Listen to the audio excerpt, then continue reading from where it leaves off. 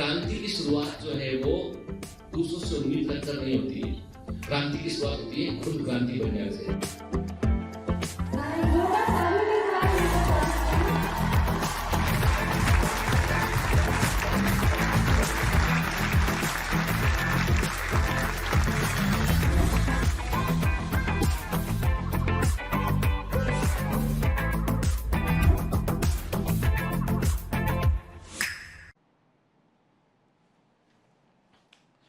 Hello commanders, welcome to biometrics classes online. I am doctor Jitendra Singh. तो बेटा हम पढ़ रहे हैं बायोडाइवर्सिटी एंड इट्स कंजर्वेशन, और ये one of the important chapter में से एक है बेटा। और अभी लेक्चर नंबर 3 में हम क्या देखने वाले हैं, तो लेक्चर नंबर 3 में बेटा जो असाइन टास्क लेक्चर है, तो आपको इसमें लेक्चर नंबर 3 में मैं पढ़ाऊंगा आपको species richness and species diversity का क्या मतलब है, स्पीसीज एरिया रिलेशनशिप। मानकर चलिएगा कि नीट में एक क्वेश्चन, नीट 2021 में एक क्वेश्चन जरूर आएगा बेटा स्पीसीज एरिया रिलेशनशिप पर। एंड रिग्रेशन कॉफिशिएंट क्या होता है, इंपॉर्टेंस ऑफ स्पीसीज डाइवर्सिटी क्या है बेटा, क्या स्पीसीज डाइवर्सिटी का इंपॉर्टेंस है, एंड डेविड टिलमैन की क्या फाइंडिंग्स थी, और रिवेट पॉपर हाइपोथेसिस जो पॉल एहरलिक ने दिया था उसका क्या मतलब था। तो आज का लेक्चर बड़ा इंपॉर्टेंट लेक्चर है। आज मैं आपको कोई क्वेश्चंस नहीं दूंगा, आज मैं आपको इस बात की तरफ मैं जोड़ दूंगा और आपको मैं बोलूंगा कि बेटा आज के लेक्चर में जो ग्राफ है, जो भी जो फैक्ट्स हैं उनको बड़े ध्यान से पढ़िएगा, सुनिएगा बेटा, क्योंकि ये लेक्चर से मैं कह रहा हूं आपसे कि नीट 2021 में एक क्वेश्चन जरूर आएगा। ठीक है, और पिछले लेक्चर में मैंने आपको जो क्वेश्चन दिए थे उनका आंसर हम नेक्स्ट लेक्चर में करेंगे हम। ठीक है ना। तो इस लेक्चर को अभी आप पूरा फोकस, आज का पूरा फोकस इस लेक्चर पर होना चाहिए बेटा। ठीक है, चलिए तो लेक्चर को कंटिन्यू करते हैं हम।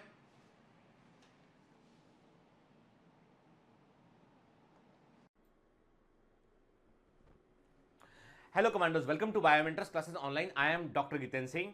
बेटा हम पढ़ रहे हैं बायोडाइवर्सिटी एंड कंजर्वेशन, और हम ऑलरेडी इकोलॉजी में ऑर्गेनिज्म एंड पॉपुलेशन कंप्लीट कर चुके हैं, इकोसिस्टम कंप्लीट कर चुके हैं, और ये तीसरा इंपॉर्टेंट चैप्टर में से एक है। ठीक है, यहां से बेटा बायोडाइवर्सिटी से भी क्वेश्चन आना बिल्कुल थे, याद रखिएगा। यानी बायोलॉजी में कभी ऐसा नहीं हुआ है कि पेपर बना हो और आपसे जो है वो इकोलॉजी में क्वेश्चन पूछा गया हो और क्वेश्चन बायोडाइवर्सिटी से ना आए। के आप पिछले ट्रेंड को देखेंगे तो हर साल बायोडाइवर्सिटी से जो है कम से कम 2 से 3 क्वेश्चन पूछे आ रहे हैं। के मतलब मिनिमम 2 क्वेश्चन तो इस चैप्टर से आने ही आने बेटा। ठीक है ना, और 2 क्वेश्चन बड़ा डिफरेंस क्रिएट कर सकते हैं, याद रखिएगा। के और वो दोनों क्वेश्चन जो है वो एनसीईआरटी से होते हैं, रेयरली इंफॉर्मेशन बाहर से पूछी आती है। ठीक है, इसलिए लेकिन हम सेफर साइड थोड़ा सा आउटसाइड इंफॉर्मेशन भी कवर करते हैं बेटा, जिससे कि हम एक सेफर जोन में रहें। कभी थोड़ा सा भी बाहर पूछे तो हमारे पास में उसका उत्तर होना चाहिए, पढ़ा हुआ हमारा होना चाहिए। ठीक है ना, चलिए, लेकिन मेन फोकस क्या हमारा, वो एनसीईआरटी है।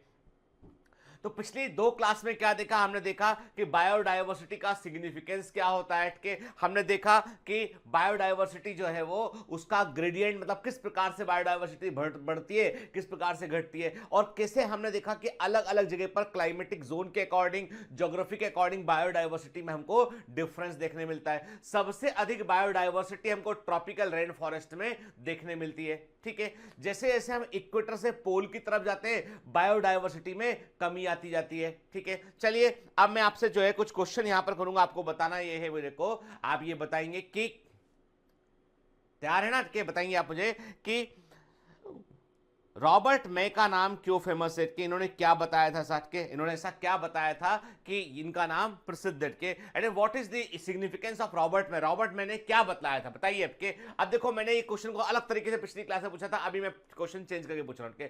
आप बताइए कि what is the contribution of Robert may in biodiversity, क्या बताया था उन्होंने इसके बारे में। ठीक है, आपको बताना है कि एक साइंटिस्ट का नाम है ग्रीनेल। के ग्रीनेल ने क्या बतलाया था कि इकोलॉजी में, why Grinnell is famous in ecology, ecology में ग्रीनेल ने क्या बताया था ये भी आपको बताना है। कि देखिए उल्टे क्वेश्चन कर रहा हूं मैं, पहले मैं आपसे डीपीएस के अंदर कई कई जगह पूछ चुका हूं आपसे बैठ के, अभी मैं पूछ रहा हूं साइंटिस्ट का नाम देके पूछ रहा हूं कि क्या बतलाया था इसने। के आपको बताना है बेटा, आपको बताना है कि रॉबर्ट मे का क्या कंट्रीब्यूशन था, आपको बताना है ग्रीनेल का क्या कंट्रीब्यूशन था यहां पे। ठीक है, क्लियर। फिर आपको बताना है बेटा कि why Odum is famous, Odum क्यों फेमस है। ठीक है, ओडम ने क्या बतलाया था, क्यों वे फेमस है, आपको ये भी बताना है बेटा। ठीक है, क्लियर। ठीक, चलिए, तो अभी हमने जो है वो मैंने बिल्कुल बेसिक वाले क्वेश्चन आपसे किए, क्योंकि देखो क्या होता है, सबसे बड़ी दिक्कत क्या होती है एग्जाम में, जो क्रोनोलॉजी दे रखी होती है कई बार एग्जाम में आती है तो वो दिक्कत करती है। साइंटिस्ट के नाम कई बार दिक्कत करते हैं, तो साइंटिस्ट के नाम आप पूछते रहा कीजिए, ठीक है। यदि आप किसी ग्रुप में पढ़ते हैं या घर में कोई आपके भाई बहन है तो उनसे बोलिए, वो आपसे पूछते रहेंगे, तो वो याद जाते हैं। क्लियर?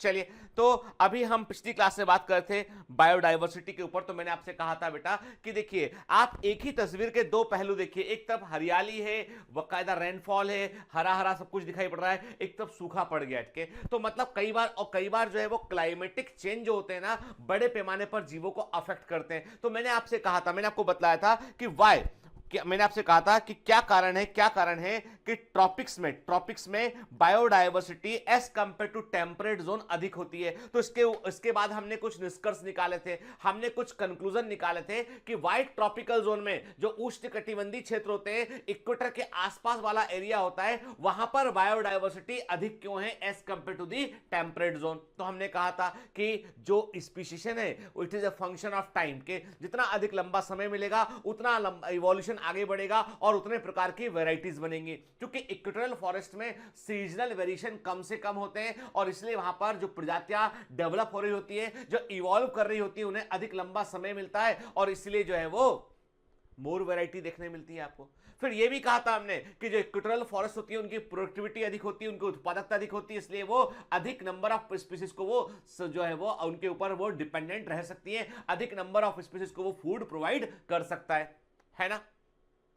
तो कुछ हमने पिछली क्लास में निष्कर्ष निकाले थे बेटा के। तो अब एक बात तो कॉमन है कि बायोडायवर्सिटी का जो डिस्ट्रीब्यूशन है वो अनइवन है, कि वो एक समान नहीं है, क्योंकि हमने पिछली क्लास में लेटिट्यूड के अकॉर्डिंग बात किया था। मैंने कहा था इक्वेटर से पोल की ओर जाओगे बायोडायवर्सिटी घटने लगेगा, ठीक है, या उल्टा बोले हम पोल से इक्वेटर की ओर आओगे तो बायोडायवर्सिटी बढ़ने लगेगा, ठीक है बेटा। ये ध्यान रखना, कई बार एग्जाम में उल्टा लिखा जाता है ना, ठीक है। और ये पूरा चैप्टर बेटा केवल और केवल कहानी सुनने का है, कि इसमें ज्यादा कुछ है नहीं ऐसा कि आप घबराएं इस चैप्टर से ना, इसलिए बड़े ध्यान से लेक्चर सुनो और लेक्चर सुनने के बाद इस लेक्चर को अपने अंदर इंटीग्रेट भी करो, ठीक है। आप सोचो खुद भी कि हम क्या बेहतर कर सकते हैं। तो देखिए, अभी इतना हम समझते हैं कि बायोडायवर्सिटी अनइवनली डिस्ट्रीब्यूटेड होती है, living things distributed unevenly across the earth. तो मैंने आपसे कहा था कि स्पीसीज रिचनेस, अब बड़ा अच्छा स्टेटमेंट कि यहां पे एक वर्ड यूज किया। अब क्या होता है, एग्जामिनर ऐसे टेक्निकल वर्ड यूज करता है कि species richness increase towards the equator, के जब आप जो है वो भूमध्य रेखा की तरफ आते हैं, आप इक्वेटर की तरफ आते हैं, तो प्रजातियों की जो स्पीशीज रिचनेस है, प्रजातियों का नंबर बढ़ने लगता है, कि याद रखिएगा बेटा, है ना। कनाडा में यदि आप बात करें तो जो ब्रीडिंग बर्ड्स है उनकी 30 से लेकर आपको 100 स्पीसीज मिलेंगी, और कोस्टारिका में आपको वो 600 के आसपास मिलेंगी। Costa Rica is near to equator के। तो कुल मिलाकर बात ये कि स्पीसीज रिचनेस जो है वो इक्वेटर की तरफ बढ़ने पर, देखिए उल्टा लिखा है, यानी पोल से इक्वेटर की तरफ आप आएंगे स्पीसीज रिचनेस बढ़ेगा। और species richness is an word जो बायोडायवर्सिटी को भी रिप्रेजेंट करता है। तो इस शब्द को हम समझ लेते हैं। एनसीईआरटी में हालांकि डिटेल में एक्सप्लेन नहीं है ये वर्ड, लेकिन ये वर्ड बेटा इंपॉर्टेंट शब्द है, ये हमें मालूम होना चाहिए कि what is the meaning of species richness, ठीक है ना। It is the number of different species represented in an ecological community, landscape और रीजन, के कोई भी दिया गया जो एरिया है वहां पर कितने प्रकार की प्रजातियां प्रेजेंट हैं, कितने वैरायटी ऑफ स्पीसीज वहां प्रेजेंट है, वो स्पीसीज रिचनेस को रिप्रेजेंट करता है, ठीक है। Species richness is simply A count of species, के ये सिंपली प्रजातियों की संख्या है, के काउंट है, के and it does not take into account of abundance of the species and the relative abundance distribution, के इस शब्द से हमको ये मालूम नहीं चलता है कि वो स्पीसीज के कितने मेंबर वहां प्रेजेंट है, इससे ये भी नहीं मालूम चलता है कि वो स्पीसीज वहां पर डोमिनेट करती है या कम संख्या में, ठीक है। हमें केवल और केवल ये मालूम है कि मान लीजिए कि 50 स्पीसीज प्रेजेंट है कहीं पर, तो हमने कहा एक स्पीसीज के हो सकते हैं 5 ही मेंबर प्रेजेंट हो, एक स्पीसीज के 500 मेंबर प्रेजेंट हो, एक स्पीसीज के 5000 मेंबर प्रेजेंट हो। तो इससे हमें स्पीसीज के डिस्ट्रीब्यूशन की जानकारी नहीं मिलती है, लेकिन यह मालूम चल जाता है हमें कि एक दिए गए एरिया में कितने प्रकार की स्पीसीज प्रेजेंट है, how many number of species present in an area, ये हमको मालूम चल जाता है, ठीक है। क्लियर? तो याद रखना बेटा, स्पीसीज रिचनेस जो है it is just a count of species, ये केवल प्रजातियों की संख्या है। इससे हमको उस प्रजाति की कृति प्रचुरता है कितनी बड़ी संख्या में ये मालूम नहीं चलता है, हमको उसका डिस्ट्रीब्यूशन क्या है ये भी हमको मालूम नहीं चलता है। लेकिन जब हम टर्मिनोलॉजी को चेंज करते हैं, अब देखो बेटा सारा खेल टर्मिनोलॉजी का है, और ये टर्मिनोलॉजी है ना, ये बड़ी इंपॉर्टेंट चीज है एग्जाम में, ठीक है। तो मैंने क्या कहा, अब एक वर्ड यूज करते हैं हम, स्पीसीज डाइवर्सिटी, ठीक है ना। आपको क्लियर कर दो, अब आप में से कई बच्चों का शिकायत रहता है मुझसे, कई बच्चे मुझसे कंप्लेंट भी करते हैं, सर आपने हमको डीपीपी दिया, उसमें 3 क्वेश्चन ऐसे थे जो आपने पढ़ाई नहीं, क्लास के अंदर बताई नहीं आपने, वो 3 क्वेश्चन आपने वहां पे दिए। आपने हमारा टेस्ट लिया, 2 क्वेश्चन आपने ऐसे दिए जो आपने कभी बताए नहीं थे हमको। तो बेटा मैं ऐसा क्यों करता हूं, आप सोचो मेरे को, देखो मैं ऐसा इसलिए करता हूं कि ताकि हम रेंज ऑफ इंफॉर्मेशन को कवर कर सकें। कभी कभी जब मैं पेपर बनाता हूं तो मैं हमेशा आपसे कहता हूं, whenever I am creating a DPP, मैं आपका पेपर बनाता हूं, डीपीपी क्रिएट करता हूं, तो मैं बिल्कुल और बिल्कुल आपके अपोनेंट के समान व्यवहार करता हूं, ठीक है, समझ गए, आपका अपोनेंट बन जाता हूं मैं, दुश्मन जो ट्रेनिंग दे रहा है। भाई क्या होता है, गुरु को जो है अपने शिष्य को, अपने स्टूडेंट को जो है वो स्ट्रांग बनाना है, कमांडो को, तो कमांडो से कोई तो फाइट करेगा ना, पहले मैं फाइट करता हूं तुमसे, है ना, और मैं कोशिश करता हूं कि 1 या 2 जगह तुम हारो, जिससे कि तुम सीखो। देखो बेटा याद रखना, जिंदगी में जो लगातार जीतता चला आएगा ना, वो सीख नहीं पाएगा ज्यादा के। जब हम हारते हैं ना, तो वो हार नहीं होती, वो सीख होती है। यदि 2 क्वेश्चन नहीं बने हैं तो प्लीज उसका डिस्क्रिप्शन जो देखा होता है, उसका जो भी एक्सप्लेनेशन, उसको ध्यान से पढ़ा करो बेटा, है ना, ठीक है, वो मैं आपके लिए तैयार करता हूं यार, ताकि आपको ट्रेनिंग जो है, क्योंकि ये कमांडो ट्रेनिंग है, यहां पर हम जो है वो किसी तरह की दया, माया और जो है वो रहम की गुंजाइश आप मुझसे ना करें। It is commando training.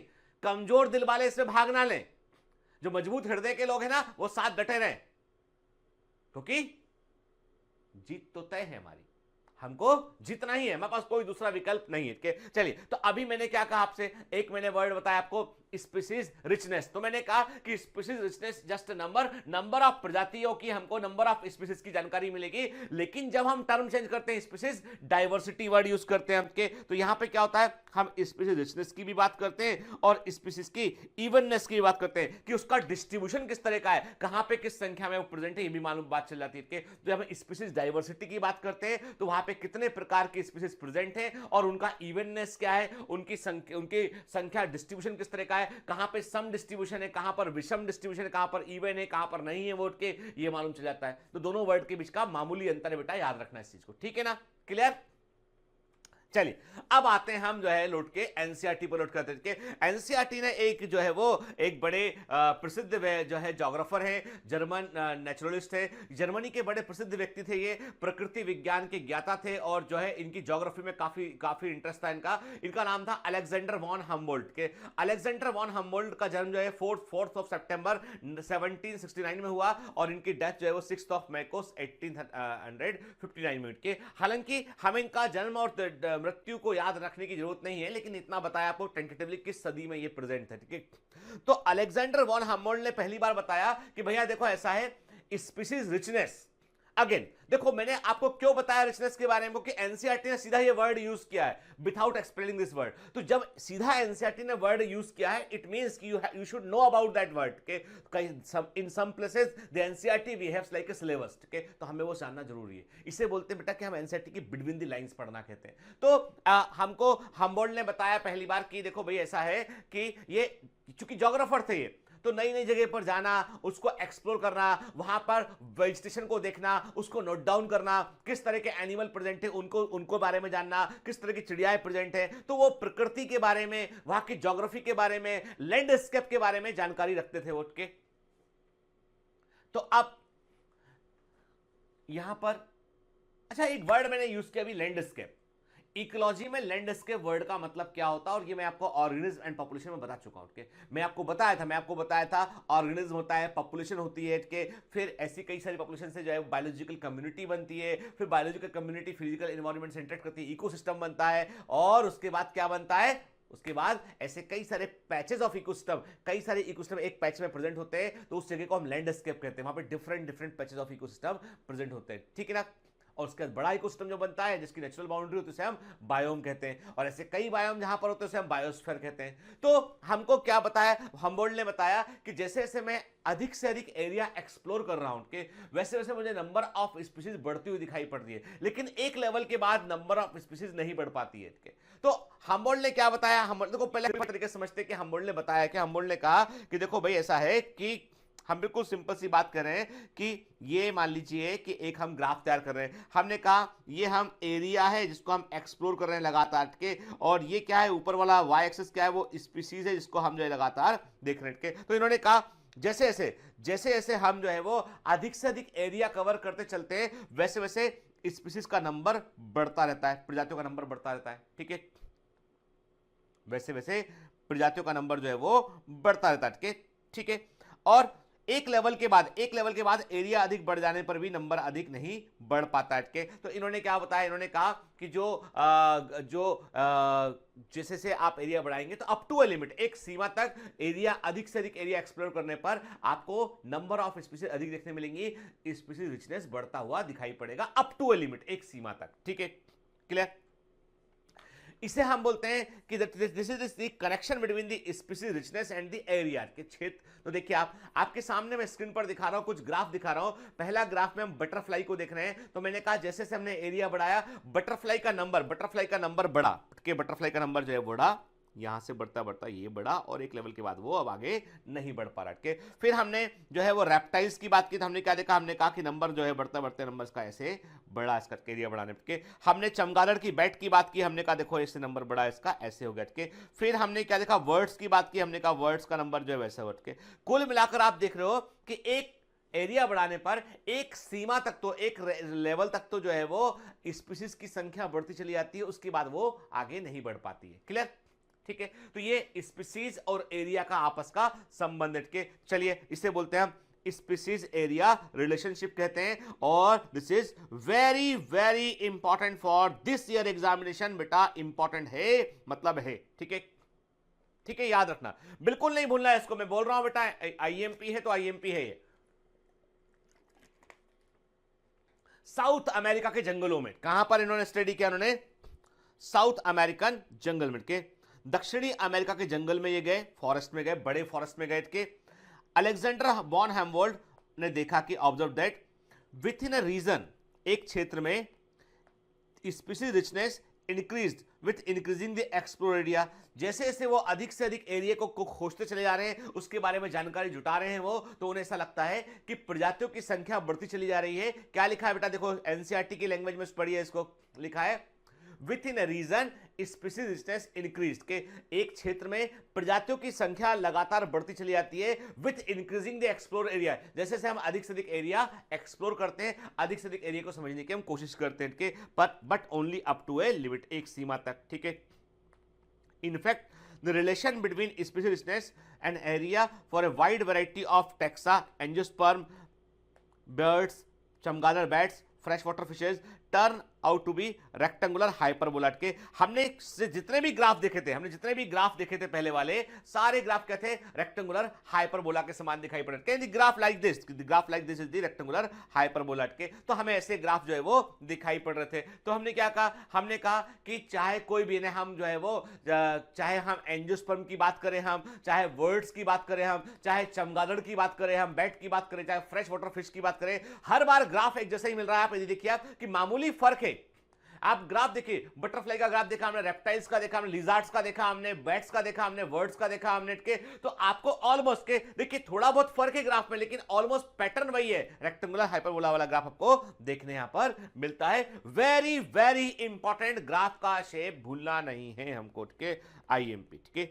Scientist का नाम आईएमपी, कहां अध्ययन किया, ये भी आई इंपॉर्टेंट।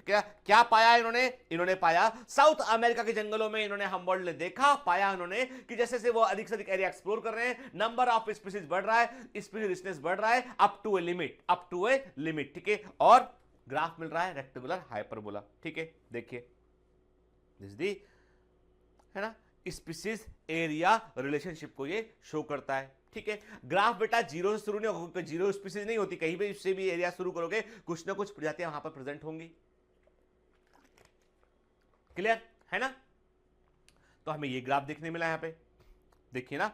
अब इसी ग्राफ को यदि हम लॉगरिथम टेबल पे तैयार करके लॉग बेस ग्राफ को तैयार करें, हम जो एरिया है उसको भी लॉग में ले लें, हम के जो नंबर ऑफ स्पीसीज उसका भी हम लॉग ले लें, तो सिंपल सी बात है, जब लॉग बेस टेबल होगा तो वो 10 के मल्टीपल्स पे काम करता। तो हमने क्या कहा, हमने कहा कि लॉग बेस टेबल होगा तो आपको एक असेंडिंग स्ट्रेट लाइन ऐसा ग्राफ मिलेगा आपको एक स्ट्रेट लाइन मिलेगी। अब इस स्ट्रेट लाइन में क्या होगा, इसका एक स्लोप है ना। इस स्ट्रेट लाइन में सबसे इंपॉर्टेंट चीज क्या होती है बेटा, ऐसे ग्राफ में जो स्लोप होता है इसका, दैट इज वेरी इंपॉर्टेंट। के स्लोप जितना अधिक शार्प होगा उतना अधिक जो है आपको परिवर्तन, यानी एक्स एक्सिस पे पर एक यूनिट बदलेगी तो वाई पे परिवर्तन ज्यादा होता हुआ दिखाई पड़ेगा आपको। कब? जब स्लोप अधिक होगा इसका। और जब स्लोप कम होगा तो परिवर्तन एक्स में थोड़ा ज्यादा करेंगे तो वाई में परिवर्तन आपको देखने मिलेगा। आई बात समझ में टके कि देखो ये ग्राफ में एक स्लोप है और एक स्लोप मान लो ये सा, एक स्लोप ये हो गया, ठीक है, एक स्लोप ये ऑलरेडी देखा है और एक स्लोप ये होगा, तीन स्लोप हटके। तो सिंपल सी बात है, कहां पे परिवर्तन है, हमने आपसे कहा कि एक दिए गए टाइम पे क्या है,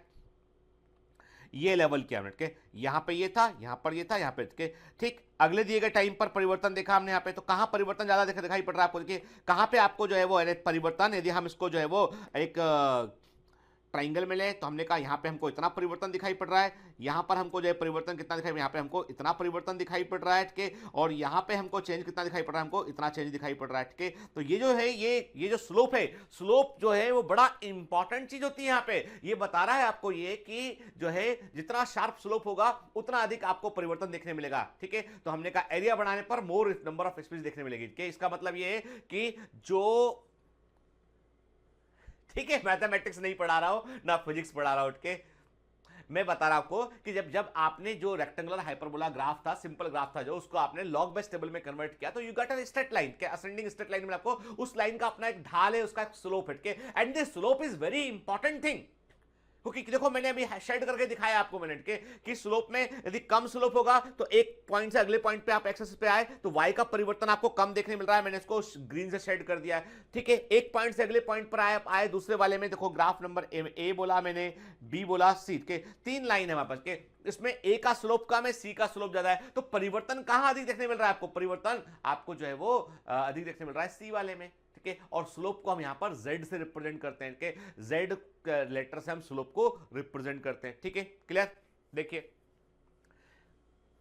समझो, खुले दिमाग समझो, ये मत बोलना सर समझ में नहीं आया, अरे भैया समझने की कोशिश नहीं करोगे तो समझ में कैसे आएगा भला बताओ, ठीक है ना। अब तो देखो ऐसा है कि जब हम बड़े क्लोज आते हैं, फैमिली मेंबर से आते हैं तो डांट भी पड़ती है ना।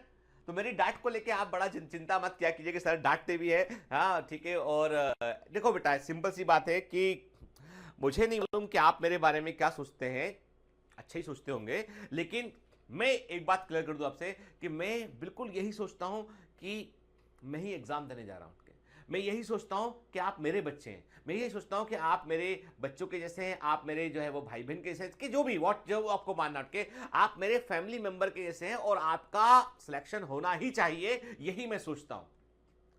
क्योंकि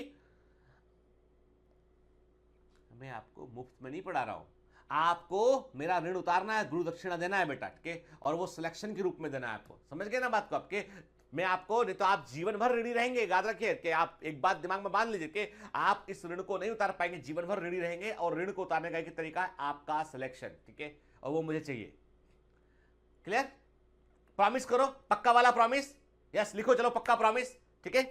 चलिए अब बताओ मेरे को, यहां पे क्या देखा हमने, यहां पे अगेन उसी ग्राफ को लिया, देखो बेटा है ना, हमने एक आइलैंड को लिया, हमने इसका एरिया देखा, हमने एक स्पीड डिस्टेंस को देखा, के हमको ये पता है अभी क्या कर रहे हैं, अभी हम टेबल को लॉग बस टेबल को समझने की कोशिश कर रहे हैं यहाँ पे, ठीक है। तो हमने कहा ये एरिया बढ़ाया, हमने ये स्पीसीज की नंबर की बात कर रहे हैं हमके, तो हमें एक देखा। अब देखो z क्या रिप्रेजेंट कर रहा है, z रिप्रेजेंट कर रहा है स्लोप को यहाँ पे, के तो मैंने क्या कहा, मैंने आपसे कहा कि फिर से मैं समझा रहा हूं दोबारा, के एक दिया गया टाइम था, उस टाइम पे मान लो मैंने कहा इस टाइम पर हम बात कर रहे हैं कितनी स्पीसीज, इतना एरिया हमने एक्सप्लोर किया, एक एरिया हमने, यूनिट एरिया हमने एक्सप्लोर किया, एक दिए गए समय में हमने एक यूनिट एरिया एक्सप्लेन किया, हमने एक्सप्रेस देखा हमने, ठीक है, चलो ठीक है।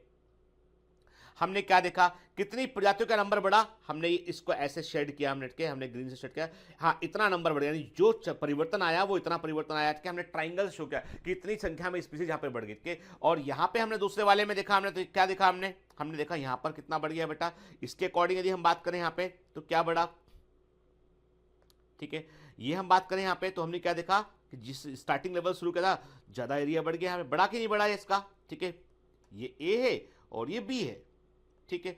अब दूसरे पॉइंट पर हम बात करें, यहाँ पे दूसरे पॉइंट पे हम बात करें यहाँ पे, ठीक है, हमने कहा चलो इस पॉइंट पे लिया, हमने काउंट किया कितना बड़ा है यहाँ पे। अब फिर से हमने पहले वाले पॉइंट से मान लो हमने कंपेयर किया, इससे कंपेयर किया, तो हमने क्या बोला कि देखिए एरिया बढ़ाने पर आपका स्पीसीज रिचनेस इतना बढ़ गया है, ठीक है, यानी प्रजातियों का परिवर्तन जो है इतनी संख्या में ये आ चुका है। और दूसरे वाले में यदि हम जाते हैं तो क्या देख रहे हैं हम देख रहे हैं यहाँ परिवर्तन जो है वो और अधिक आया, यहाँ पे देख रहे हैं आपके मोर चेंज आया, ठीक है। इसका मतलब ये है कि जो स्लोप है, slope is very important thing, कि पर यूनिट एरिया में कितना परिवर्तन स्पीसीज में हो रहा है, that decide the slope of the Z, वो उसको डिसाइड कर रहा है। क्लियर? चलिए अब एनसीईआरटी क्या लिखता है, on A logarithmic scale the relationship is a straight line described by the equation के। जब आप एक लॉग स्केल पर इस जो है रेक्टेंगुलर हाइपरबोला ग्राफ को लेते हैं, एक्स एक्सिस पे आपने एरिया को रखा, वाई पे आपने स्पीसीज को रखा, और अब आप इसको लॉग स्केल पे टेबल करें तो आपके पास इक्वेशन आता है। इक्वेशन नहीं भूलने का है बेटा, ठीक है ना, इक्वेशन नहीं भूलना। Clear? Log S equal to log C plus Z log A. Z यहां पे क्या है बेटा, स्लोप है, ठीक है। तो चलो एस का मतलब क्या है यहाँ पे, स्पेसिफिक रिचनेस के, ए क्या है यहाँ पे, एरिया के, ठीक है। सी क्या है, वाई इंटरसेप्ट, कहां पे कट हुआ वाई इंटरसेप्ट के, वो सी को रिप्रेजेंट करता है कि यहां से वो जुड़ा वाई इंटरसेप्ट के। और जेड क्या है, जेड है स्लोप ऑफ दी लाइन, ठीक है, slope of the line. Z, Z को हम क्या बोलते हैं, इसके लिए हम वर्ड यूज करते हैं रिग्रेशन कॉफिशिएंट वर्ड यूज करते हैं। आपके वेरी वेरी आईएमपी एनसीईआरटी में वर्ड दे रखा है, कभी आपको पूछ लेता तो पता होना चाहिए, Z is the what is the regression coefficient, तो Z is the regression coefficient जो स्लोप ऑफ द लाइन को बताता है, जो है लॉगरिथमिक स्केल के ग्राफ के अंदर, ठीक है। क्लियर? थोड़ा सा एनसीईआरटी से बाहर निकल के बात करते हैं। When regression line is linear, the regression coefficient is constant a that represent the rate of the change in one variable। के देखो बेटा जो रिग्रेशन कॉफिशिएंट उसके लिए क्या हुआ, मैंने कहा कि जो परिवर्तन है वो हमको यहाँ इस इक्वेशन के रूप में दिखाई पड़ता है। और आपको सर ने बेसिक मैथमेटिक्स पढ़ाया फिजिक्स के अंदर, उसमें काफी कुछ चीजें बताई इसके बारे में।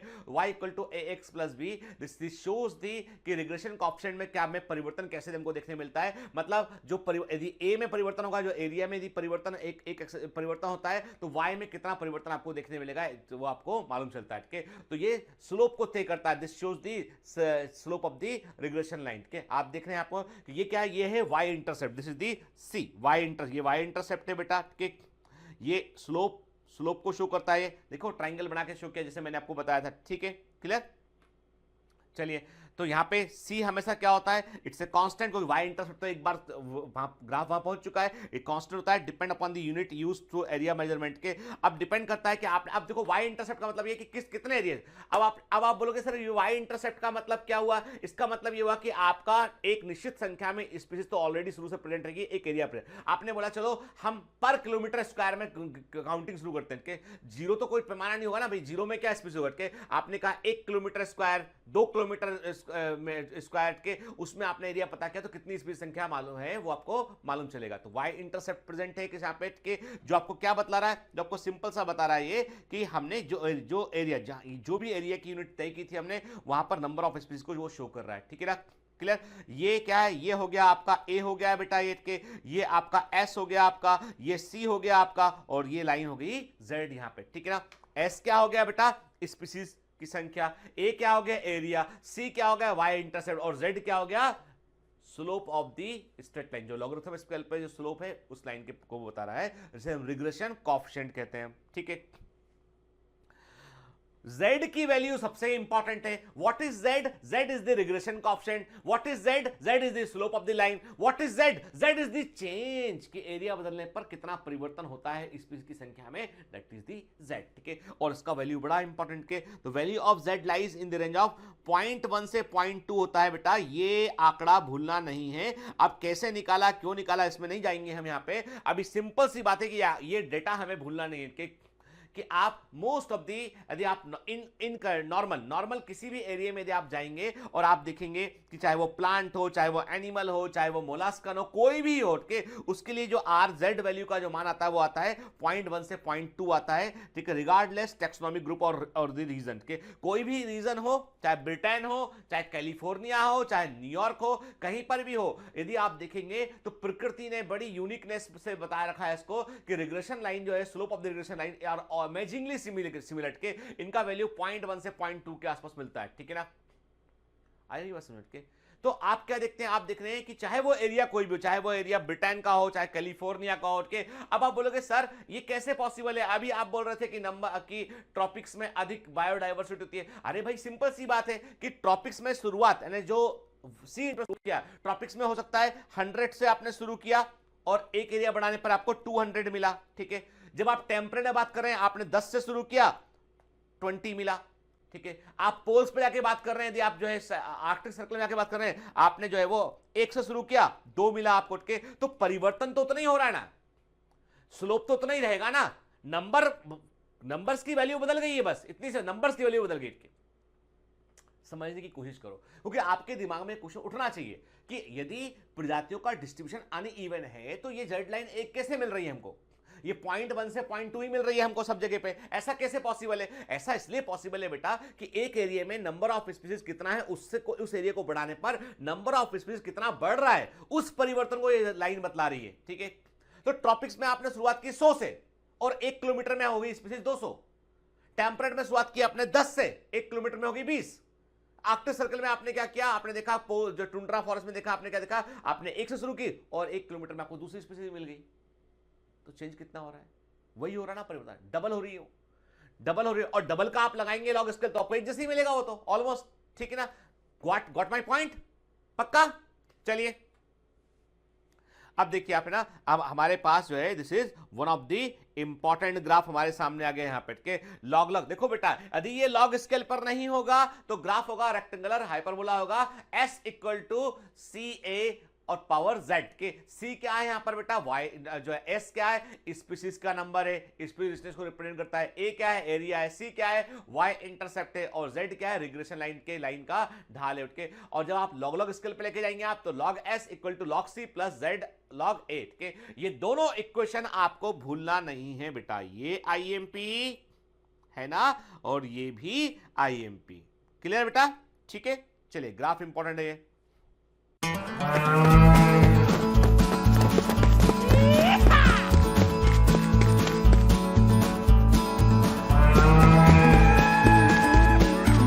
Hi, sorry to disturb you in between lecture.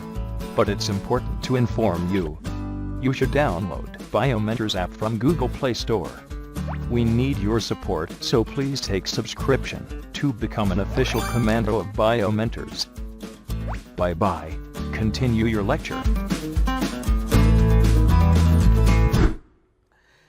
But if you analyze the species area relationship among very large area, आप बड़े के पूरे कॉन्टिनेंट की बात करें आप के, अब आपने एरिया बहुत बड़ा ले रखे, आपने फॉरेस्ट से बायोम से निकल के पूरे कॉन्टिनेंट की बात कर रहे हैं आप, एरिया बढ़ा लिया आपने, तो आपको तब क्या होगा, पूरा एरिया बढ़ाने पर आपको तब उस समय जो है जो ढाल है, जो रिग्रेशन कॉफिशिएंट है, जो z है वो आपको अधिक स्टीप मिलेगा, अधिक ढाल वाला मिलेगा। वहां पर z का वैल्यू हो जाएगा 0.6 से लेके 1.2, वेरी IMP के। नॉर्मल फॉरेस्ट के लिए, नॉर्मल बायोम के लिए, नॉर्मल इकोसिस्टम के लिए आपका z का वैल्यू 0.1 से 0.2 है, लेकिन बड़े एरिया के लिए, एक बड़े कॉन्टिनेंट के लिए, एक बड़े से जो है वो हिस्से के लिए इसका वैल्यू 0.6 से 1.2 हो सकता है, ठीक है ना। Clear? For example, the frugivorous, fruit-eating birds and mammals in the tropical forest of different continent, the slope is found to be 1.15 के। यदि आप अलग अलग जो है वो कॉन्टिनेंट्स में देखें, आप इसमें ट्रॉपिक अलग अलग कॉन्टिनेंट्स के ट्रॉपिकल फॉरेस्ट में, अलग अलग कॉन्टिनेंट्स के ट्रॉपिकल फॉरेस्ट में आप फल खाने वाली चिड़ियाओं की बात करें, मैमल्स की बात करें, तो उनकी स्पीसीज को यदि आप काउंट करें तो आपको जो z का वैल्यू मिलेगा 1.15 मिलेगा। ये जो सिंगल स्टेटमेंट एनसीईआरटी में दे रखे है ना बेटा, ये एग्जाम में क्वेश्चन बन के आते हैं ना तो बड़े खतरनाक क्वेश्चन बनते हैं, ठीक है। हमको लगता है पढ़ा तो था पर याद नहीं आ रहा हमको, इसलिए बेटा प्लीज प्लीज प्लीज मेरे कहने पर भूलना नहीं इसको। हालांकि मैं ज्यादा रहम नहीं करूंगा, आपको एक क्वेश्चन बना के टेस्ट में दे भी दूंगा आपको मिट के, ठीक है, याद रह जाएगा उससे आपको। चलिए अब थोड़ा सा बाहर निकले एनसेट से। Ecologist have proposed a wide range of factor determining the slope and elevation of the species relationship के।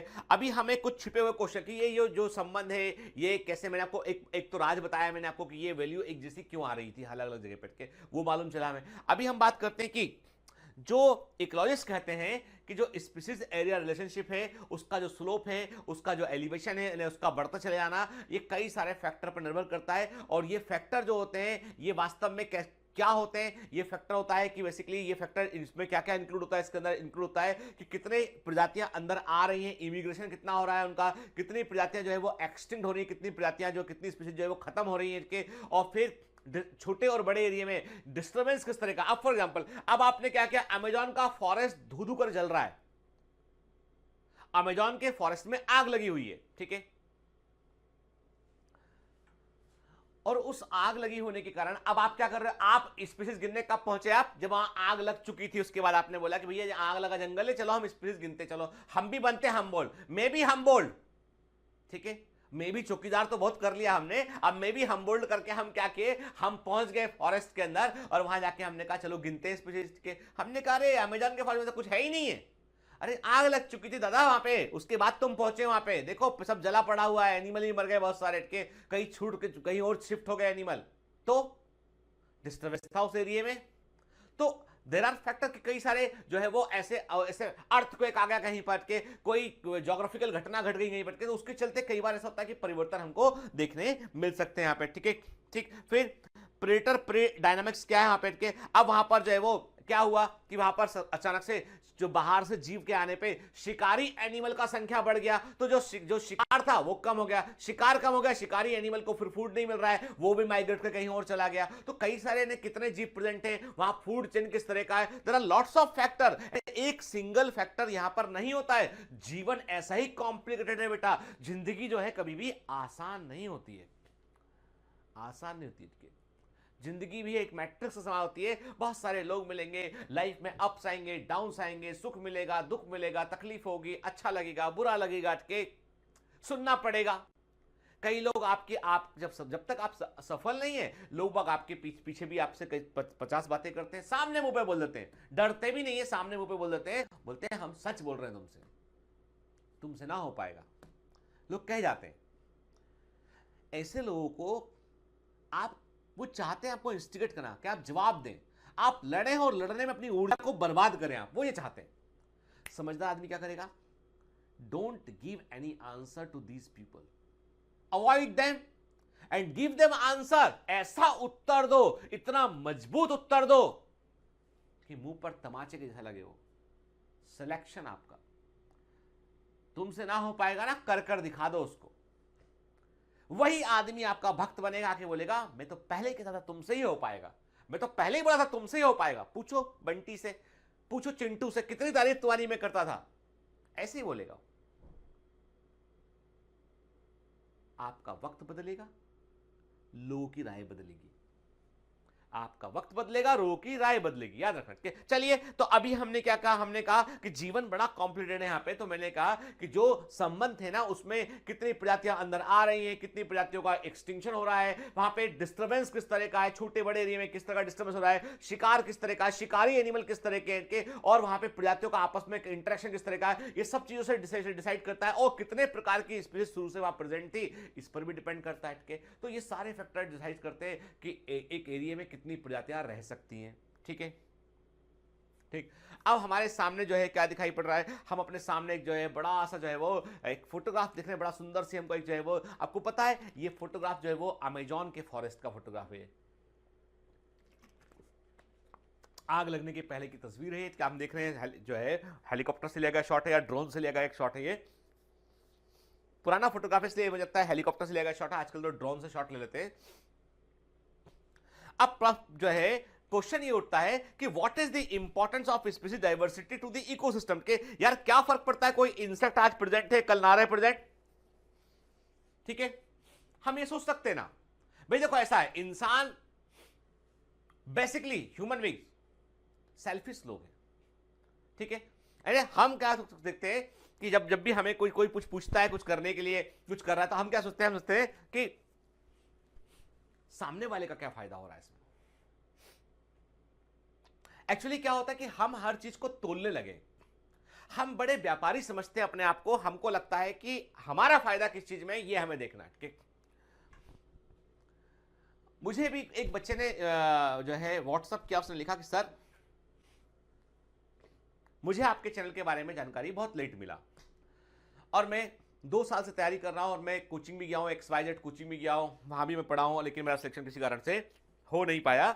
लेकिन मुझे 2-3 साल से मैं कोशिश कर रहा हूं। अब मुझे मालूम चला, यहाँ पे मेरा दोस्त है, वो काफी दिन से पढ़ रहा था आपके चैनल से, लेकिन उसने मुझे बताया नहीं कभी। उसने एक दिन वो पढ़ रहा था, मैं अचानक पहुंच गया, तब मैंने पूछा ये क्या है, तब उसे मुझे मालूम चला कि बायोमेंटर्स भी कोई चैनल है। ठीक है, वो मेरा अच्छा दोस्त, उसने कभी बताया नहीं मेरे को। दरअसल अब यहां पे क्या मेंटालिटी आती है, हमें मेंटालिटी आती है कि उसके दोस्त ने सोचा कि यदि इसको पता चल जाएगा और ये भी पढ़ लेगा तो हो सकता है ये निकल जाए, मैं ना निकलूं। उसने कंपटीशन अपने सबसे क्लोजेस्ट व्यक्ति से किया उसने।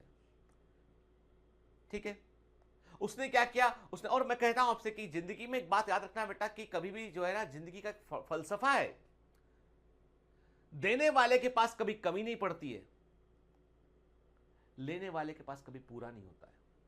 देने वाले के पास कभी कमी नहीं पड़ती है और लेने वाले के पास कभी पूरा नहीं होता है। ये जिंदगी का फलसफा है, आप उठा के देख लीजिए इस चीज को।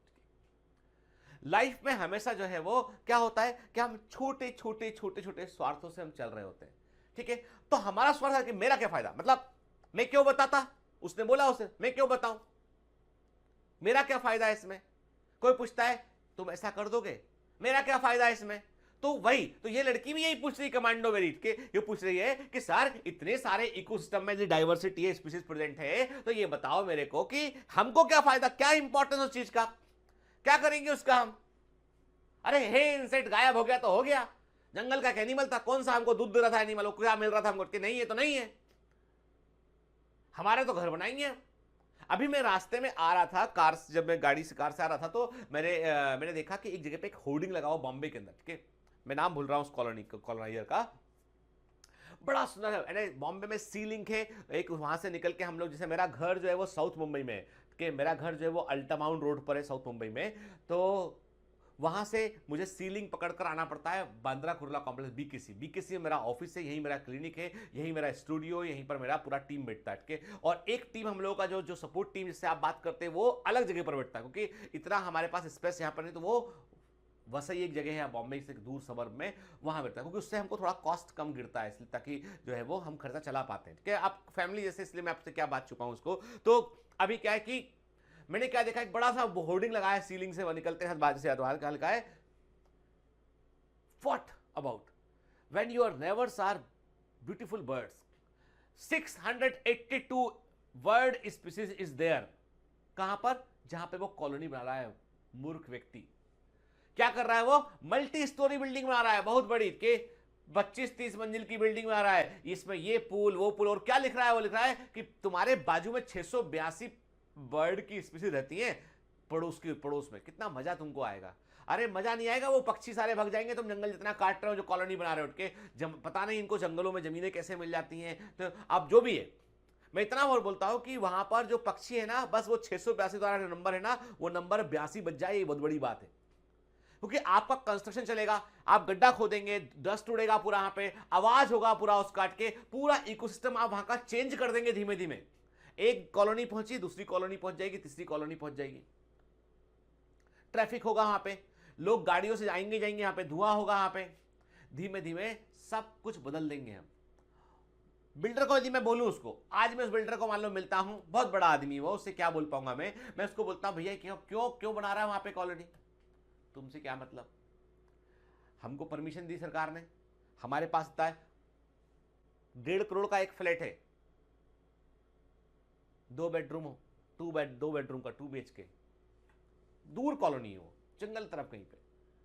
अब बोलता है, वो कहता है कि भाई लेना हो तो लो। हमने कहा जंगल, पक्षी, उससे मुझे क्या उससे क्या। हाँ, तो हम बड़ा ऐसा सोचते हैं। ये मैं आपको एक एग्जांपल दे रहा हूं कि कैसा इंसानी व्यवहार किस तरह का है, और यही जो व्यवहार है ना हमारा, यही हम कर रहे हैं, यही हमारी पीढ़ियां सीख रही हैं, आने वाली जनरेशन वही सीख रही है। और हम पहले थोड़े सेल्फिश थे, फिर ज्यादा सेल्फिश हुए, अब बहुत ज्यादा सेल्फिश हो गए। पहले घर में यदि मेहमान आता था तो वो भगवान के बराबर था कि आ गया कोई मेहमान, चलो जो बेस्ट पॉसिबल हो। अब मेहमान आता है तो टेंशन लगता है आदमी को, क्यों आ गया, 2 दिन बाद लगता है जा नहीं रहा भाई मेहमान कहां से आए। धीमे धीमे हम जो है वो सेल्फ सेंटर्ड हो रहे हैं। और अब तो क्या हो गया, अब तो हमको अपनी भी सुध नहीं है, पबजी खेल खेल के मोबाइल के अंदर घुस गए हैं। बस अब तो मन करता है मोबाइल का चार्जर बन जाए और सिर डाल दें मोबाइल के अंदर कि भैया हम ही चार्जर है, अब हम ही पबजी खेला लो। खैर, कभी कभी बात निकल आती है तो दूर तलक चली जाती है। तो अभी बात करते हैं, does the number of species in a community really matter in the functioning of the ecosystem? क्या वाकई में एक कम्युनिटी के अंदर जो प्रजातियों की डिफरेंट संख्या है, स्पीसीज रिचनेस है, उसका कोई मायना है उसका? ठीक है, क्या वाकई में ये बायोलॉजिकल कम्युनिटी को स्टेबिलिटी प्रोवाइड करती है? ठीक है, क्या वाकई में ऐसा है कि जितनी अधिक स्पीसीज प्रेजेंट रहेंगी उतना अधिक इकोसिस्टम जो है वो एक बायोलॉजिकल कम्युनिटी वहां का इकोसिस्टम उतना अधिक स्टेबल रहेगा? क्या ये सच है? ठीक है, this is a question for which ecologist have been not able to give a definite answer के। अब कई सारे इकोलॉजिस्ट से कोई पूछता है कि क्या फर्क पड़ता है, बताओ, पक्षी रहे ना रहे क्या फर्क पड़ता है, इंसान तो रहेगा ना वहां पे आके। बिल्डर बोलेगा मुझसे, मेरे पास क्या लॉजिकल आंसर है, मैं उसको क्या बोलूं उठ के? तो ऐसे इकोलॉजिस्ट जो है, जो पर्यावरण है, वो तमाम हाय तौबा करते हैं कि भैया जो है मत करो, मत जंगल काटो, मत करो ऐसा। लोग सोचते हैं ये विकास की राह में रोड़ा है, ये आज व्यक्ति जो है वो डेवलपमेंट नहीं होने दे रहा है, चाहता ही नहीं है कि देश का विकास हो, चाहता ही नहीं है कि बड़ी बिल्डिंग बने। एक्चुअली वो ये चाहता है कि जो ऑलरेडी तुम्हारी जो जमीन है, शहर है, उनके नक्शे को सुधारो। रैंडमली कोई भी कहीं भी कुछ भी बन गया है उसको ठीक करो। आपका जो ऑलरेडी शहर है वहां पर वर्टिकल इमारतें बनाओ। एक बड़ी आलीशान कोठी बना रखी है, 10 12 15 25 कमरे, ये बड़ा सामने ये जगह, ये वो बता तमाम कोठी के, और रहते कितने लोग हैं? 2 लोग, पति पत्नी रहते हैं, दो सर्वेंट रहते हैं, बेटा अमेरिका में है, जो है बेटी जो है वो लंदन में गई हुई है, के बस बड़ी सी कोठी में 2 लोग रहते हैं। मोमबत्ती पकड़ के भूत नहीं घूमते कोठी में जैसे, वैसे घूमते। वो घर नहीं होता, वो हवेलियां होती है जिनके ऊपर कहानियां बनती है। ठीक है, घर तो वो होता है कि 2-3 कमरे का घर है, 3 4 5 6 लोग रहते हैं, उसमें इंटरेक्शन है लोगों के बीच में, आत्मीयता है लोगों के बीच में, वो घर है। आवश्यकता उतना ही घर की है कि हम यदि आपसे कोई पूछे कि कितना एरिया मेंटेन करते हो भैया, तो जितने बड़े तुम हो उतनी बड़ी कुर्सी पर तुम बैठ जाते होगे, पलंग पे तुम सो जाते होगे, और क्या क्या पूरे घर में लुटते फिरते हैं हम कि भैया मेरी तो कोठी में तो पूरा लुटूंगा ऊपर से नीचे तक। नहीं ना, तो ऐसी कोठियों को बनाने हम किसको दिखाने के लिए बनाते हैं यार? वो यहीं की यहीं रह जानी है। ठीक, चलिए, तो अभी आप बोलोगे सर आप बहुत ज्यादा फिलोसफिकल हो गए इस चैप्टर के अंदर के, और ऐसी ऐसी बातें बता रहे हैं हमको। तो मैं इतना बोलूंगा बेटा मैं आपसे कि मैं आपसे जो है केवल इतना चाहता हूं कि चैप्टर जो है चैप्टर ना रह जाए, इसके बाद से हम कुछ सीखें। तो मैंने क्या कहा आपसे कि बहुत दिनों से लोग कोशिश कर रहे हैं, मैनी डिकेड से इकोलॉजिस्ट जो है वो कोशिश कर रहे हैं कि वो एक बात तो बोलते हैं इकोलॉजिस्ट, वो हमेशा बोलते हैं नहीं, मोर number of species more stability. लोग बहस करते हैं, डोनाल्ड ट्रंप कहता है ये green house gas, global warming सब टोटल बकवास है, ये ओबामा ने बढ़ाया हुआ है, सब इनको बढ़ावा दिया है। मिस्टर ट्रंप वो बड़े गुस्सा रहते हैं इन्वायरमेंटल से कि ये क्यों ऐसी बात करते हैं, हम तो बिजनेसमैन आदमी थे, पहले बिजनेसमैन थे, अब हम प्रेसिडेंट हैं, बिजनेस तो हमारा डेवलपमेंट के लिए जरूरी है। बिल्कुल बेटा, बिजनेस होना चाहिए, एकदम सही है, होना ही चाहिए बिजनेस, लेकिन not at the cost of the nature. ठीक है, it should be sustainable development. ये आधारणीय विकास होना चाहिए कि नुकसान कम हो और हम विकास कर जाएं। ठीक है, जो ट्राइबल कम्युनिटी वाले लोग करते हैं। ट्राइबल कम्युनिटी कभी भी अपने आसपास की चीजों को खत्म नहीं करती, वो रैशनल इस्तेमाल करती है, सीखने की जरूरत है उन लोगों से। ठीक है, अब बात करते हैं इसमें हम कि for many decades ecologist believe that communities with more species generally tend to be more stable than those of the less species के। अब प्रॉब्लम ये है कि यहां पर जब इसके बारे में हम बात करते हैं कि ये जो हमने कहा यहाँ पे कि वो इकोलॉजिस्ट कहते हैं कि भाई यहाँ पे जो कम्युनिटीज हैं वो जितना अधिक जो है कम्युनिटी में स्पीसीज होगी उतना अधिक वो रिच होगा। ठीक है, a stable community should not show too much variation in productivity. ठीक है, अब देखिए किस कम्युनिटी को आप स्टेबल कम्युनिटी बोलेंगे? जिसका प्रोडक्टिविटी ऑलमोस्ट स्टेबल रहे, बड़ा परिवर्तन ना हो। जिस कम्युनिटी में जिस कम्युनिटी में जो है वो लो स्टेबिलिटी होगी, लो स्टेबिलिटी होगी, वो कम्युनिटी में जल्दी से डैमेज, वो इकोसिस्टम जल्दी से डैमेज हो जाएगा। उसका जो और धीमे रिकवरी धीमे होगी तो हम बोलेंगे लो रिसाइलेंस है उसका, हम बोलेंगे कि उसका रिसाइलेंस जो है वो उसका रिसाइलेंट जो है वो लो रिसाइलेंट रेट है उसका, धीमे धीमे वो अपने आप को रिकवर करती है। ठीक है, तो हमने क्या कहा कि देखिए अब कोई भी कम्युनिटी जो है, कोई भी जो कम्युनिटी है, वो बायोलॉजिकल कम्युनिटी है, वो डिस्टर्बेंस, जो भी डिस्टर्बेंस होते हैं उसके प्रति वो रेजिस्टेंस है या उससे जल्दी से अफेक्ट आती है, इस पर डिपेंड करता है। कई बार क्या होता है, कई बार हमने बाहर की कोई स्पीसीज को लाके छोड़ दिया, जैसे ऑस्ट्रेलिया की रेबिट प्रॉब्लम की बात की मैंने, इंडिया में मैंने आपको जलकुंभी वाटर हाइसिंथ के बारे में बतलाया, कैरेट ग्रास गाजर घास के बारे में मैंने बतलाया आपको, के पहले हमने चर्चा किया इस बारे में। तो ये बाहर की जो स्पीसीज कहीं पहुंचती है ना, वहां पर वो डिस्ट्रॉय कर देती है। ठीक है, ठीक, कैक्टस के बारे में बात किया था पहले हमने। फिर David Tilman perform long term ecosystem experiment using the outdoor plots के। डेविड टिलमैन, अब डेविड टिलमैन का नाम आपको याद रखना है बेटा के। इन्होंने क्या किया, डेविड टिलमैन ने जो है वो ऐसे प्रयोग किए जिसमें उन्होंने ये पता लगाने की कोशिश की कि प्रजातियों की प्रोडक्टिविटी जो है, प्रजातियों में डाइवर्सिटी और प्रोडक्टिविटी का आपस में क्या कनेक्शन है। Tilman found that plot with more species showed less year to year variation in the total biomass. क्या बताया नंबर 1, डेविड टिलमैन ने क्या पता लगाने की कोशिश की, डेविड टिलमैन ने यह पता लगाने की कोशिश की किसी जगह पर यदि मोर नंबर ऑफ स्पीसीज होंगी, अधिक संख्या में स्पीसीज प्रेजेंट होंगी, तो वहां की प्रोडक्टिविटी अधिक स्टेबल रहेगी या नहीं रहेगी। और प्रोडक्टिविटी में यदि कोई बड़ा परिवर्तन नहीं आता है, वो इकोसिस्टम की स्टेबिलिटी को वो शो करता है। ठीक है, तो डेविड टिलमैन ने क्या बताया, उन्होंने कहा कि ऐसे प्लॉट, ऐसी जगह, ऐसे एरिया जहां पर अधिक संख्या में प्रजातियां प्रेजेंट थी, मोर नंबर ऑफ स्पीसीज प्रेजेंट थी, वो ईयर टू ईयर उनमें जो प्रोडक्टिविटी है टोटल बायोमास में कोई बड़ा परिवर्तन नहीं होता है। और इन्होंने बताया कि जितना अधिक डाइवर्सिटी प्रेजेंट रहेगा और उतना अधिक आपको प्रोडक्टिविटी वहां पर देखने मिलेगा, और उस प्रोडक्टिविटी में उतना अधिक परिवर्तन नहीं हो पाएगा। और जितना कम डाइवर्सिटी कहीं प्रेजेंट रहेगा, उसकी प्रोडक्टिविटी में उतना अधिक फ्लक्चुएशन आपको देखने मिलेगा। ठीक है, डेविड टिलमैन क्या बोले, वो बोले कि जिस एरिया में जितने अधिक प्रकार के animals, plants, total species present रहेंगी, वहां की प्रोडक्टिविटी उतना अधिक रहेगी और उतना अधिक स्टेबल रहेगी। और जिस एरिया में जितने कम नंबर ऑफ स्पीसीज रहेंगे, वहां की प्रोडक्टिविटी उतनी कम होगी और लेस स्टेबल रहेगी। ठीक है ना, clear. He also showed that in his experiment increase diversity contributed to the higher productivity. इन्होंने बताया अपने प्रयोग में कि डाइवर्सिटी बढ़ने पर प्रोडक्टिविटी बढ़ जाती। क्या नाम है इनका, डेविड टिलमैन। ठीक है, भूलना नहीं है हमको। ठीक है, क्लियर।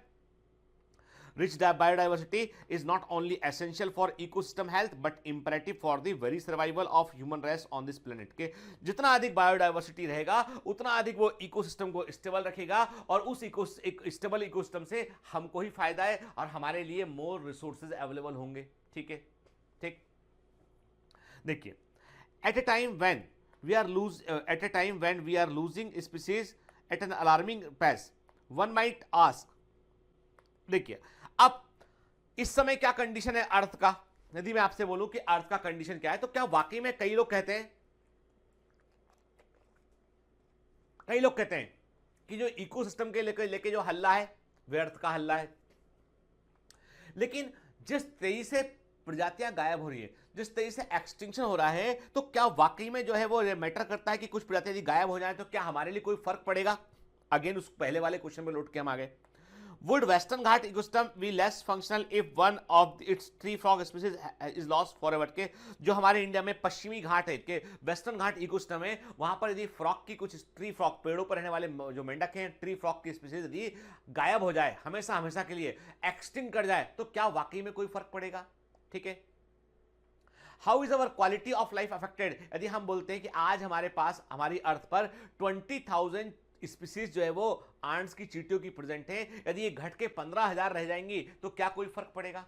आपको इन आंकड़ों को देख के आपको लग रहा है, या आप मन में सोच रहे हो कि सर कोई फर्क नहीं पड़ेगा, चींटी से क्या फर्क पड़ता है। 20,000 चींटियां थी, 20,000 स्पीसीज थी चींटियों की, 20,000 स्पीसीज आंट्स की प्रेजेंट थी, अब 10,000 बची या 15,000 बची, क्या फर्क पड़ेगा। मेंढक की इतनी सारी वैरायटी प्रेजेंट है वेस्टर्न घाट में, यदि एक स्पीसीज खत्म भी हो गई तो क्या फर्क पड़ेगा। ठीक है, ऐसी सोच रहे हैं आप। और बट ऑब्वियस सी बात है, यदि हम आंकड़ों की बात करें, डेटा को देखें, तो हमको लगता है कि यार कोई बड़ा फर्क तो नहीं पड़ेगा। ठीक है, लेकिन अब इस चीज को एक्सप्लेन किया था जबरदस्त तरीके से के एक स्टैनफोर्ड के इकोलॉजिस्ट हैं पॉल एहरलिच के, वेरी आईएमपी के। ठीक है, सुनिए बेटा, ये सब कहानी है, स्टोरी है के। तो पॉल एहरलिच जो है वो Stanford one of the fantastic university in the world के। यदि आपने स्टैनफोर्ड से कुछ भी पढ़ाई किया आपने, मैं कहता हूं बॉस्टन, स्टैनफोर्ड, हार्वर्ड के, John Hopkins, Duke medicine, fantastic university के। आपको बता दूं मैंने जो है कहां मैंने पढ़ाई किया हुआ है। मैंने जो है John Hopkins university school of medicine से मैंने जो है वो पीजी किया हुआ है। मैंने डायबिटीज के ऊपर के, डायबिटोलॉजी एंड एंडोक्राइनोलॉजी के ऊपर में पीजी किया हुआ है जॉन हॉपकिंस से मैंने के। देन मैंने कार्डियक जो है कार्डियक सर्टिफिकेशन कोर्स एक होता है जिसके लिए हमको 3 वीक वहाँ रहना पड़ता है, और उसके बाद 3 वीक बाद 6 वीक का टोटल कोर्स होता है वो, तो 3 वीक वहाँ पर रिगरस ट्रेनिंग होती है। तो वो भी मैंने किया हुआ। कहाँ से वो किया मैंने? बोस्टन मेडिसिन सेंटर से किया हुआ है। ड्यूक मेडिसिन में मैंने जो है वो एक बार ऑब्जर्वरशिप किया हुआ है डायबिटीज के लिए यहाँ पे। मेरा एक दोस्त है वो स्टैनफोर्ड से एमबीए किया हुआ है। तो स्टैनफोर्ड फैंटास्टिक, मतलब दुनिया के टॉप, जैसे स्टैनफोर्ड है, एमआईटी, बोस्टन है, के ऐसे कॉलेजेस हैं, ऐसे कैंपस हैं यहाँ पे कि मतलब आपको जो टॉप इंटेलेक्चुअल क्राउड है वहां आपको मिल जाएगा वहां पे। जैसे हमारे यहाँ पे आईआईटीज है ना, तो समझ लीजिए आपकी ये बहुत उससे बहुत ऊपर की चीज है ये। तो स्टैनफोर्ड के इकोलॉजिस्ट पॉल एहरलिच ने एक रिबेट पॉपर हाइपोथेसिस को दिया इन्होंने, ठीक है। इन्होंने बताया कि एक इकोसिस्टम जो है वो एक एरोप्लेन के समान होता है। क्या बताया? जो पॉल एहरलिच ने कहा कि एक इकोसिस्टम जो होता है वो एक एरोप्लेन के समान होता है, ठीक है, एक हवाई जहाज के समान है के, और हर एक स्पीसीज एक रिबेट है उसमें। अब आपकी समझ में बात नहीं आ रही कि ये रिबेट क्या है, क्योंकि देखिए हर एक व्यक्ति एरोप्लेन में बैठा हो पॉसिबल, भाई देखो ऐसा वेस्टर्न कंट्री में तो कॉमन ट्रेवल का साधन है।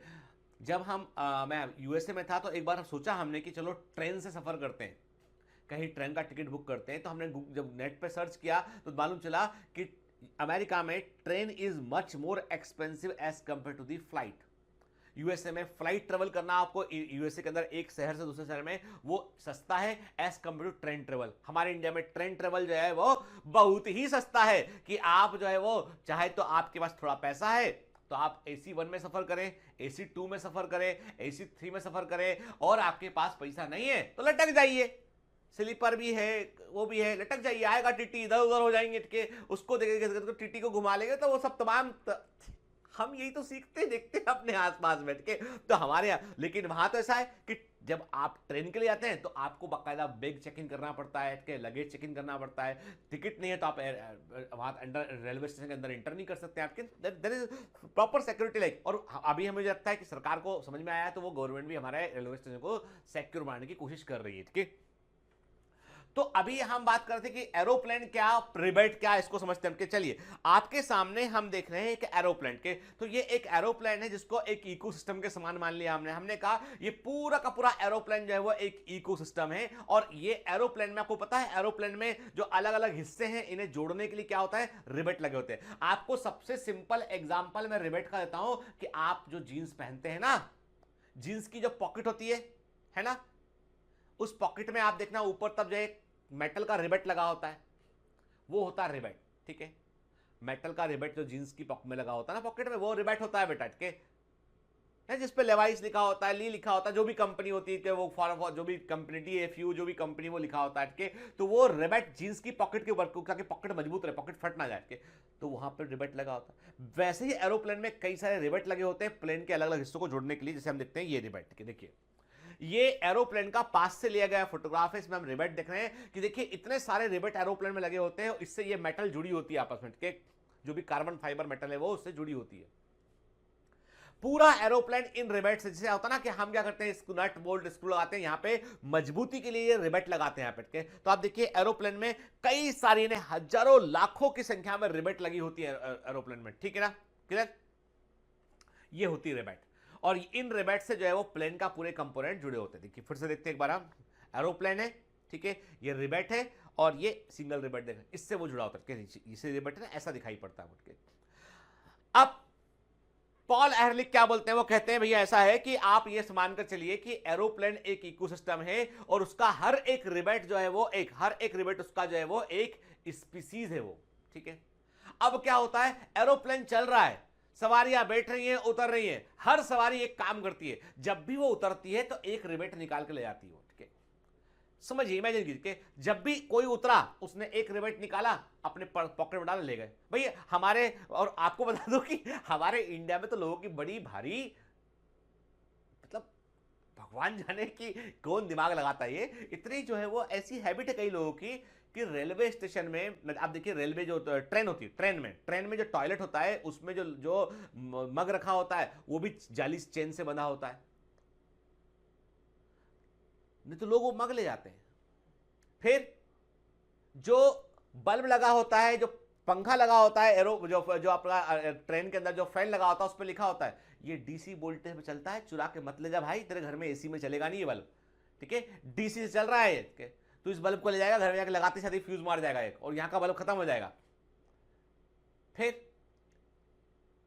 पंखा फैन वो भी निकाल ले गए, नहीं चलेगा भाई। पर क्या पूछा, क्यों ले गए? ये लिखा तो है ऊपर, रेलवे आपकी अपनी संपत्ति से नुकसान ना पहुंचाए। जब हमारी संपत्ति तो हम लेके घर क्यों ना जाएं इसको? अरे भैया, इसका मतलब ये है कि तुम्हारी पब्लिक की प्रॉपर्टी, इसको डैमेज ना करो, इसका तो थोड़ी तुम्हारी पर्सनल प्रॉपर्टी बन गई है, ठीक। तो इमेजिन करते हैं कि वो लोग एक एक रिबेट निकाल के ले आ रहे हैं, तो क्या होगा? शुरू में तो प्लेन को कोई देखिए, अब इतना सारा बड़ा प्लेन है, उसमें इतने सारे रिबेट लगे हुए हैं, एक रिबेट निकाला कोई फर्क नहीं पड़ा, दो रिबेट निकाला कोई फर्क नहीं पड़ा, लेकिन ऐसा चलता रहा लगातार लगातार लगातार, तो हजारों की संख्या में रिबेट निकल चुके होंगे, पूरा एरोप्लेन कमजोर पड़ चुका होगा। एक दिन ऐसा होगा कि जो विंग के आसपास के रिबेट जो निकले हैं ना, तो विंग का अटैचमेंट कमजोर हो गया और उड़ते प्लेन में विंग टूट के नीचे गिर जाएगा और पूरा प्लेन क्रैश कर जाएगा और आपको पता भी नहीं चलेगा कि ऐसा क्यों हो गया। पॉल एहरलिच कहते हैं कि भैया यही प्रॉब्लम है कि तुमको लगता है कि स्पीशीज के मरने से कोई फर्क नहीं पड़ेगा, हमको लगता है कोई फर्क नहीं पड़ेगा, लेकिन ये रिबेट कम होते चले जा रहे हैं, एक दिन पूरा इकोसिस्टम कोलैप्स कर जाएगा, कोई नहीं बचेगा। प्लेन क्रैश में कोई नहीं बचता है, कोई नहीं बचेगा, समझ गए? इसलिए समझो इंपॉर्टेंस को, ठीक है। क्या लिखा है इसमें देखिए, एनसीईआरटी बता रहा हूं क्या लिखा बेटा इसमें। हम बात कर रहे हैं कि ठीक, ये यहां पे मैं लोगो लगाना भूल गया इसका, पर दिस इज अगेन एनसीईआरटी, ठीक है। In an aeroplane ecosystem all parts are joint together using the thousands of rivets और स्पीशीज होते हैं उसमें।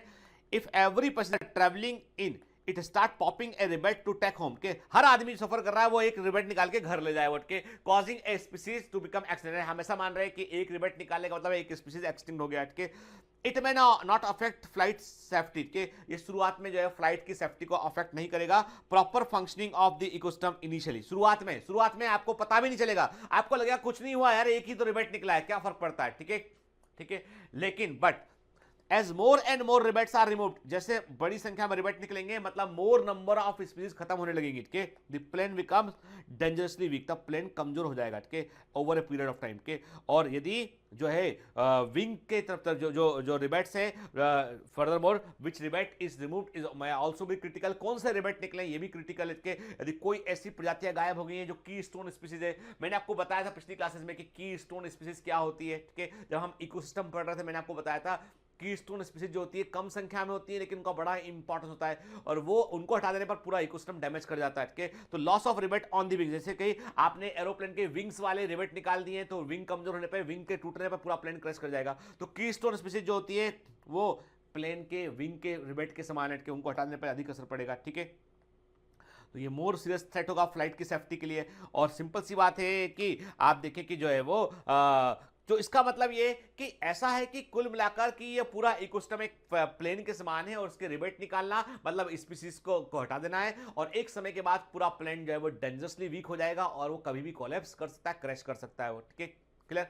तो ये बताया था पॉल एहरलिच ने हमको, ठीक है। तो बहुत कुछ सीखा आज हमने देखा कि जिन प्रजातियों को हम कुछ नहीं समझते ना बेटा, जिस चींटी के बारे में हमको लगता है कि कुछ काम की नहीं है, उनके बहुत काम की है। प्रकृति ने आप में, चींटी में, किसी में कोई भेद नहीं किया है, ये भेद हमारे दिमाग के अंदर है, कहीं नहीं है। तो it's time to save our environment, it's time to save our nature, it's time to plant more and more trees, ठीक है। आपका बर्थडे आए पेड़ लगाइए, पापा का बर्थडे आए पेड़ लगाइए, ठीक है, मम्मी का बर्थडे आए पेड़ लगाइए, मेरा बर्थडे पर तो आपने पेड़ लगाया ही था, ठीक है। तो और लगाइए, ठीक है, जहां लगता है आपको वहां पे प्लांटेशन कर दीजिए, कुछ नहीं, यदि आप नहीं करते तो किसी प्लांट को सेव कर लीजिए, है ना। चलिए, तो नेक्स्ट क्लास में हम आगे बात करेंगे कि लॉस ऑफ बायोडाइवर्सिटी किन कारणों से होता है और भी क्या इसके पैरामीटर, उस पर हम बात करेंगे। तो पढ़ते रहिए बेटा, मेहनत करते रहिए, ऑल द बेस्ट।